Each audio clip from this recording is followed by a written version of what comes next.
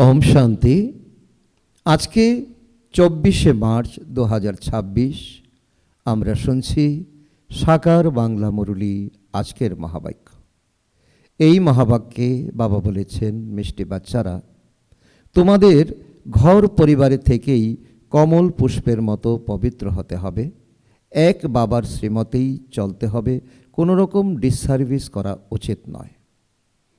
আজকের মুরলী থেকে প্রশ্ন, কোন বাচ্চাদের মায়া সজোরে ঘুষি মারে? সবচেয়ে বড় লক্ষ্য কোনটি? উত্তর, যে বাচ্চারা দেহ অভিমানে থাকে তাদেরকে মায়া সজোরে ঘুষি মারে, নাম রূপেও তারা ফেসে যায়। দেহ অভিমানে আসলেই থাপ্পড় পড়ে, এর ফলে পদভ্রষ্ট হয়ে যায়। দেহ অভিমান ত্যাগ করাই হলো বড় লক্ষ্য। বাবা বলেন, বাচ্চারা দেহি অভিমানী হও, যেমন বাবা অবিডিয়েন্ট সার্ভেন্ট নিরহংকারী, তেমনি নিরহংকারী হও। আচ্ছা, মিষ্টি মিষ্টি হারানিদি বাচ্চাদের প্রতি মাতা পিতা বাপদাদার আদরের স্নেহসমন, সুপ্রভাত ও নমস্কার। আত্মাদের পিতা তার আত্মারূপী বাচ্চাদের জানাচ্ছেন নমস্কার। আমরা আত্মারূপী সন্তানরাও আমাদের মাতা পিতা বাপদাদাকে জানাই আদরের স্নেহসমন, সুপ্রভাত ও নমস্কার।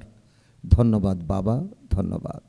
আজকের মুরলী থেকে ধারণার জন্য মুখ্য সার, 1 নম্বর, বাবার মতো নিরহংকারী হতে হবে।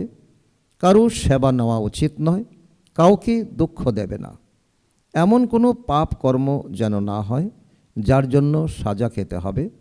নিজেদের মধ্যে ক্ষীরখণ্ড হয়ে থাকতে হবে। নাম্বার 2, একমাত্র বাবার শ্রীমতেই চলতে হবে, নিজের মতে নয়। আজকে বাপ দাদার মধুর বরদান আমাদের বাচ্চাদের প্রতি। সেকেন্ডে দেহরূপী চোলা থেকে পৃথক হয়ে কর্মভোগের উপর বিজয় প্রাপ্তকারী সর্বশক্তি সম্পন্ন ভব। যখন কর্মভোগের জোর বাড়ে, কর্ম ইন্দ্রিয়গুলি কর্মভোগের বশে নিজের দিকে আকর্ষণ করতে থাকে, অর্থাৎ যে সময় তীব্র যন্ত্রণা হয়, সেই সময় কর্মভোগকে কর্মযোগে পরিবর্তনকারী সাক্ষী হয়ে কর্ম ইন্দ্রিয়গুলির দ্বারা ভোগাতে থাকা আত্মাদেরকেই সর্বশক্তি সম্পন্ন অষ্টরত্ন বিজয়ী বলা হয়ে থাকে। এর জন্য অনেক সময়ের দেহরূপী চোলার থেকে পৃথক হওয়ার অভ্যাস থাকবে। এই বস্ত্র দুনিয়ার বা মায়ার আকর্ষণে টাইট অর্থাৎ আকৃষ্ট হবে না, তবেই সহজে খোলা যাবে। আজকের স্লোগান, সকলের থেকে সম্মান প্রাপ্ত করার জন্য নির্মাণচিত হও, নির্মাণতাই হলো মহানতার লক্ষণ। আচ্ছা, ওম শান্তি।